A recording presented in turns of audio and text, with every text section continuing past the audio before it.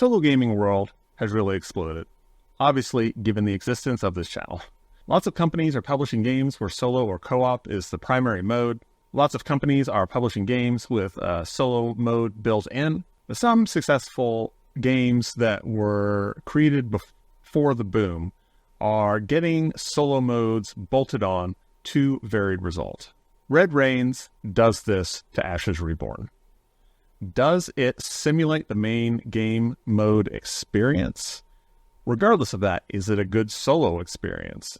I went into this game HOTTOGO. Did it live up to my expectations?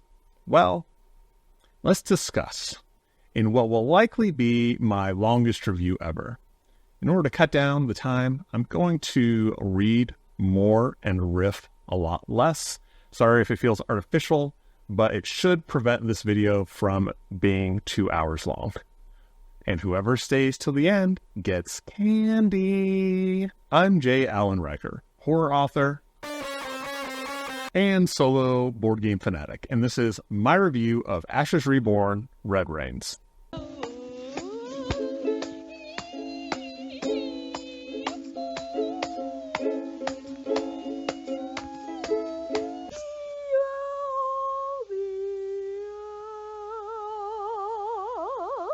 Let's get it out there up front.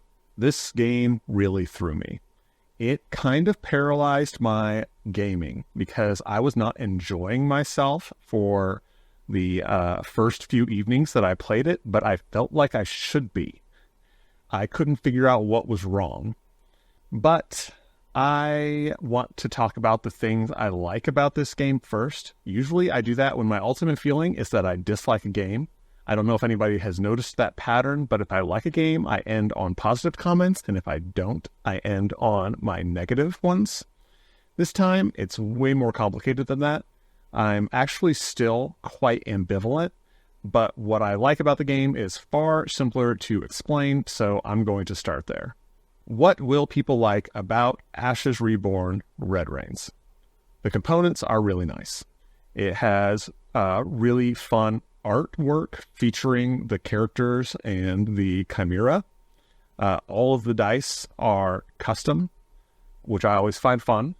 And it has a very well thought out chimera board that wrangles all those components into a tight little board that doesn't make the game, that makes this kind of big game not ever feel cramped even on my little card table. This is great for people who already own Ashes Reborn for competitive play, and they want to be able to play solo just because they like doing so, or to test out deck builds. Also, there just aren't very many solo deck construction options, especially ones of this depth that you can really sink your teeth into. I would say that Ashes Reborn, Red Reigns is not as complex as what I've seen of contemporary Magic the Gathering, but it is as complex as Magic from the mid-90s when I used to play. And that was enough to have me obsessively building decks. From what I estimate, it feels comparable to Marvel Champions, though I don't really delve into the Marvel Champions deck construction. It's definitely far closer to Marvel Champions than to Skytear Hordes, both in deck construction options and in thinkiness.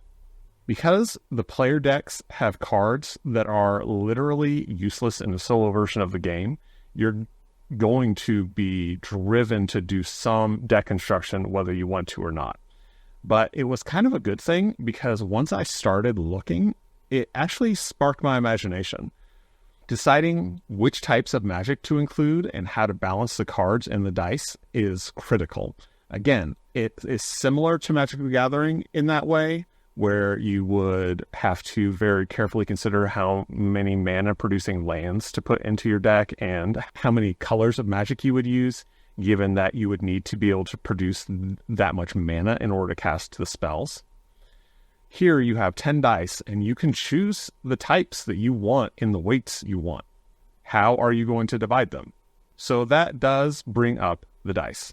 One thing that kills me about Marvel Champions is spending cards to play cards. It provides agonizing decisions with every hand. Despite it killing me, I think that it is a good part of that game, But it's really nice here to have this separate currency, especially since I think many of the other, if not all of the other decisions in this game are even more agonizing. Rolling and spending the dice, though, is just plain fun. And everyone, thankfully, has dice manipulation ability, like right out of the gate. So nothing is entirely out of reach, though that using that ability, if you get poor rolls, can delay what you want to do, as you can only meditate one die up to a higher value once per turn. And that costs you both discarding a card and using a precious secondary action. My biggest objection to Skytear Horde is that the game basically played itself.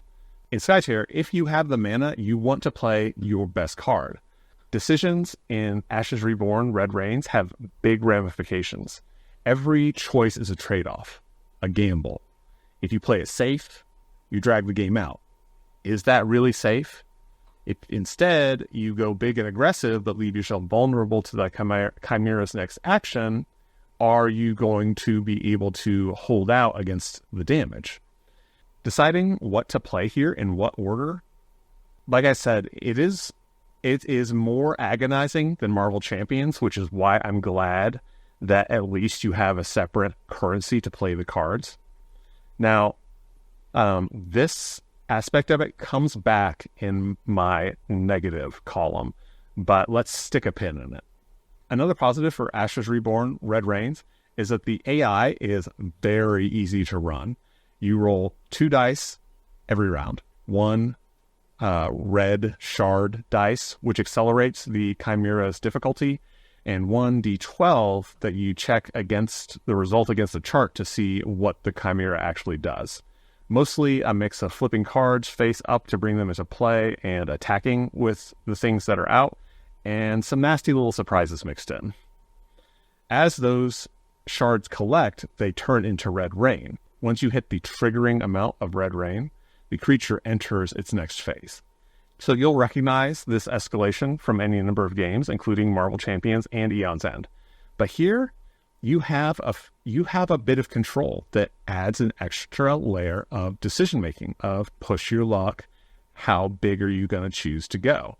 Because one way the creature collects those red rain tokens is that when you leave face-up aspects at the end of the round, every one of those becomes a token that accelerates this evolution. There is an inevitable timer element because you are rolling those dice and those stack up to become red rain, and there's a luck aspect to that. You can end up facing a tough Chimera too early through no fault of your own if you roll badly. I think that kind of unpredictability actually makes it exciting. It means that you can't try to do exactly the same thing all the time. Sometimes you'll get a little bit more time to either turtle or play a little slower, but sometimes you're going to have an even tougher time deciding what you want to do. And there also is this really difficult decision element. You want to attack the Chimera directly and leave, let's say, okay, so when I would face this element of the game, I would want to attack that Chimera directly. It can get so frustrating to have these troops, and some of them are very powerful, and to have to use them against these aspects, which as you defeat them, do little bits of damage to the Chimera because they are the Chimera, but still, you want to get in there and hack at it. So maybe you have a relatively weak monster in front of you. It's clogging up one of the Chimera slots, so it would get fewer cards the next round. It is exhausted, so it can't do any damage to you, but it does a huge amount to speed up the evolution of the Chimera. Wow. Are you going to take the gamble? Another thing I think that a lot of people will like about Ashes Reborn, Red Rains, is that there is a lot of complexity for a relatively simple system. And all of that complexity is not just in saying the name over and over again. Now, there are idiosyncrasies that can take a minute to get your head around. there's the nature of the Chimera's card not being like minions, but rather being aspects of the Chimera itself. I like this, but it is a little bit abstract. I'd say that most of the things that I had to look up, though, were caused by the distinction between rounds and turns, where rounds have multiple turns, I think. It takes a bit to get used to that so that you know which is which when you see it referenced. There's also a pretty thick section of complex timing rules that make up a big chunk of the otherwise not that large rulebook. But this is more to its nature as a competitive game. You need definitive answers on how things pop off when you're going head-to-head, and there's going to be a winner and a loser, clearly. But as a solo player, I can choose to look it up or do whatever makes sense to me or do a mix of the two. I often choose to just keep the game moving and check later if I remember. For the most part, the interaction between the cards and the choices you're forced to make create the brain burn, rather than difficulty understanding the rules. And personally, and I think a lot of you will agree, that is I think that's the ideal balance. Another fun thing is that the playable characters all play very differently, even though most cards can be shared between them. The guy I'm playing behind is the most straightforward warrior of the 4 characters that I tried out of the 6, but some get very subtle in how they should be played. And it can take some thinking about how to make them effective, but they are made to be effective if you think hard enough. The combination of special player abilities and then the special dice abilities can make for very fun builds. And that's even before you start making the deck of cards. And then you can buy more heroes separately for $10 to $15 USD. So if you enjoy the game, you can freshen it up on a regular basis, getting a bunch of new, unique plays and more material for constructing decks. Okay, so that's a lot of gushing. This might sound like the perfect game, so where does the ambivalence come in? So let's get into what people might not like. But first, let me say to you that while there is going to be a lot here in this section, there is a twist ending.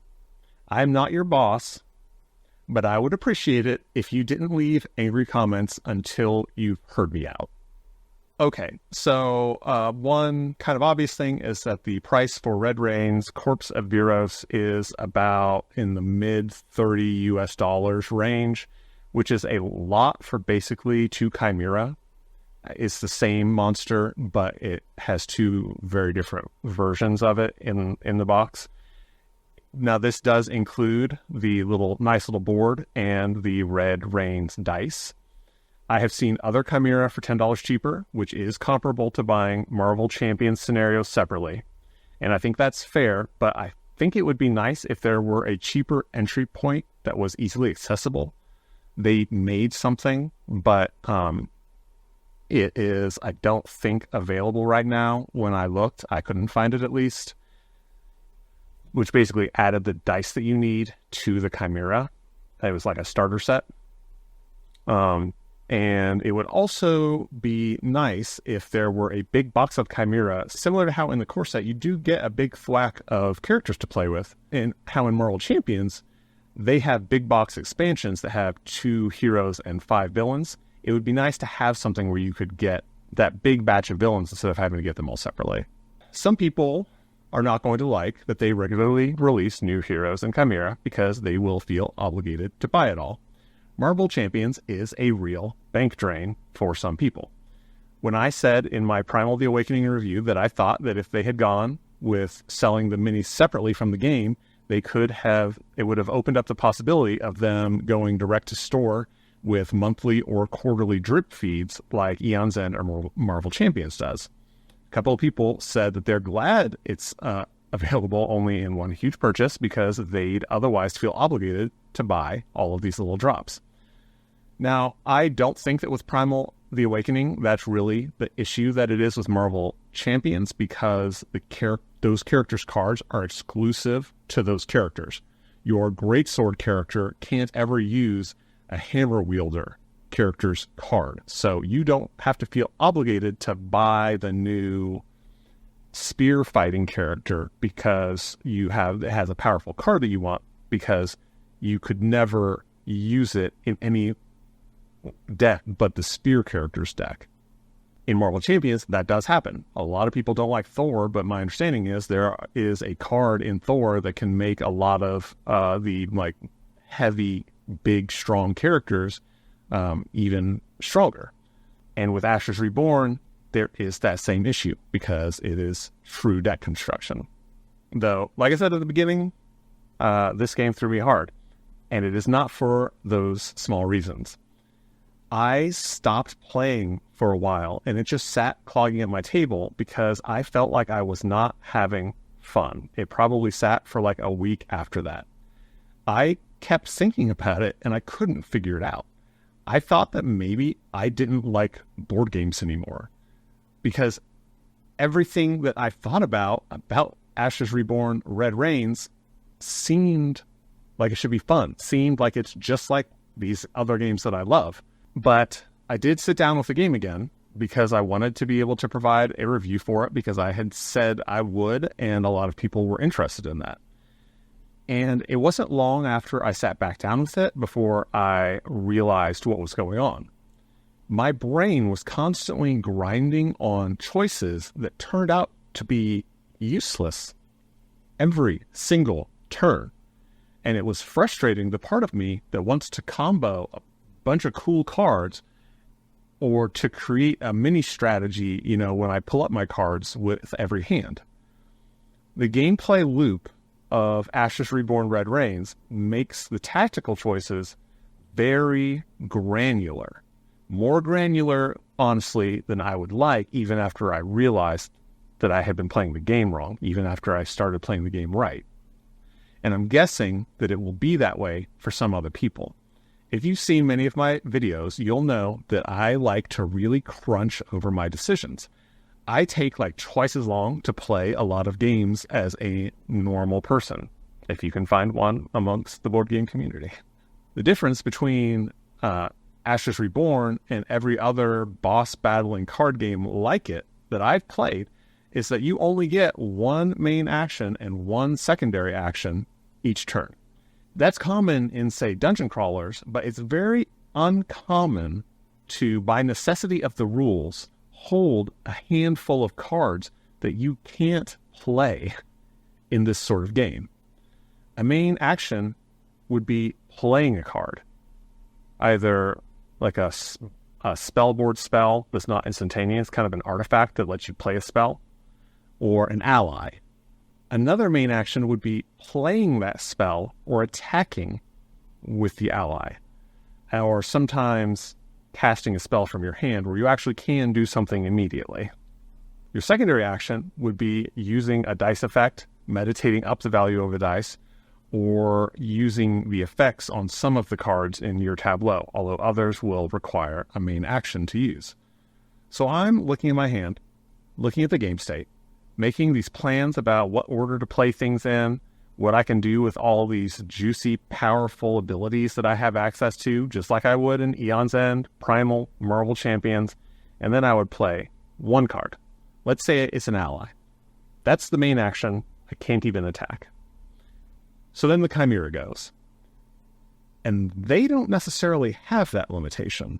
It depends on how you roll for them. So let's say you roll such that they reveal a card and attack. Now, you could suck up that damage, but we're talking about the first round of the game. So instead, you block with the ally, and your ally dies. Or you realize that you need to counterattack when they block, and they live, but they get exhausted. And they can't be used until the next round, not the next turn.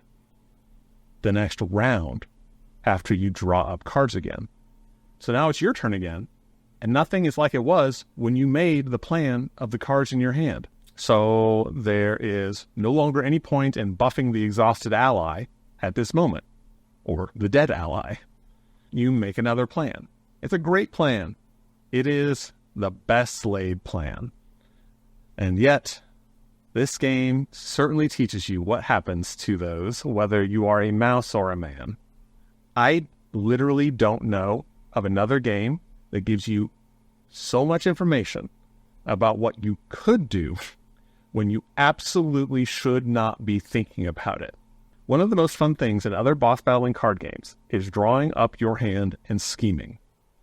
And you should limit that as much as possible in Red Reigns. The combo-tastic nature is there in the deck, in the effects of those cards in the deck, but the feeling is very greatly reduced in play. However many cards you're used to seeing in games like this, prepare to see many, many fewer. While you'll churn through your deck a couple of times in Marvel Champions, and much more than that in Primal, you will not see more than 30 cards in Ashes Reborn.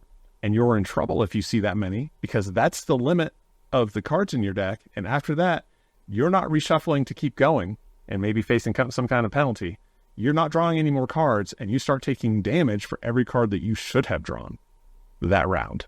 Remember how I said every decision matters a lot? Well, you're going to be making a lot of them blind. This can make for fun tactical shifts. It can also become frustrating. But one aspect that always bothers me is the way that you'll decide how to use any given ally or spell or ability, but then it's locked away until the next round because it requires another main action. And then, even if you're able to follow up your grand plan to play an ally and attack with that ally, like that's it. Now the ally is exhausted, barring some special card. At the speed I play, it will be 10 minutes before I can use them again. And that is only if they have survived that long, standing exhausted and defenseless on the battlefield. Every choice feels super heavy, and yet everything will change in the next turn. Some of this is a solo conversion issue. Yes, the nature of the multiplayer game is still that granular back and forth.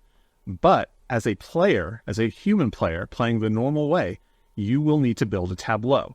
That's how you advance and face the harder phases of the Chimera. In multiplayer, you'll both be playing allies and board spells. That means your human opponent will also have a lot of dead rounds at the beginning, the same as you. So when you plop down an ally in the first round and can't attack, and it feels like you did nothing, it's okay, because the person across from you has to do the same thing. Because playing a card and attacking with that card are primary actions, and you each only get one. Pair that with the great ability to choose the 5 cards of your starting hand, and you'll both get strong little engines going before you need to split your focus between attacking and defending, and also at the same time trying to build out new abilities and refresh your troops. The Chimera does not have this issue. They come out of the gate strong. They come out swinging for the fences. So you say, we'll play it on an easier level.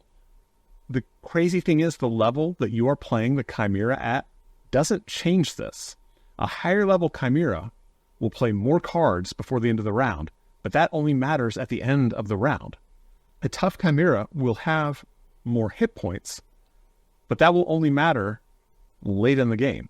During that critical initial first planned hand tableau building period, even on the very easiest setting, you'll be deciding whether to eat damage and actually get your engine built up or avoid damage in a hover pattern. The game wasn't designed for this type of start, and it, to me, feels like it. It feels frustrating. But let's change gears for a minute here. This is when you stop typing the angry comment, because the review can't just end with a list of positives and negatives. Ashes Reborn Red Reigns deserves more than that. After I figured out what was bothering me, I played a little bit more, and then I shelved the game, and I honestly was not planning to take it down until I sold it. I just said, it sucks, but this game isn't for me with the way that my brain works. But I had forgotten to record a gameplay video to play in the background. I almost didn't do it. I'd been so frustrated with the game hogging my table for so long, and I had 2 other videos that I wanted to shoot that day. But I finally just caved and took it down and played a game very quickly for me. Between narrating what I was doing and generally how you play the game, and the fact that I wasn't particularly invested and I just wanted to get the video recorded and out of the way to be able to film those other 2 videos that I mentioned, something happened. I didn't overthink and I had fun. Now, not necessarily optimal fun. First, it was unexpected, so I went into the game thinking it was going to be as miserable of an experience as several of the other games had been that, tainted the start of the game. And second, the trade-offs are real. There is a rush of excitement when you drop cards and you see a great set of 4 cards that you want to play, and in any other game, you would be able to literally play them all right now. Do not underestimate the joy of this if you have not played games that seem like they should give you that and don't. But I did have fun. And there are so many good things about this game. Like, great things, honestly. The dice, the cards, the characters, the ease of the AI.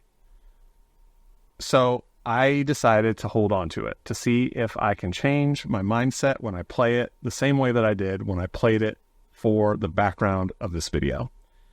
I do think that I can go in with different expectations and have a good experience. I know that many of you who don't play the way I do will have a good experience out of the gate.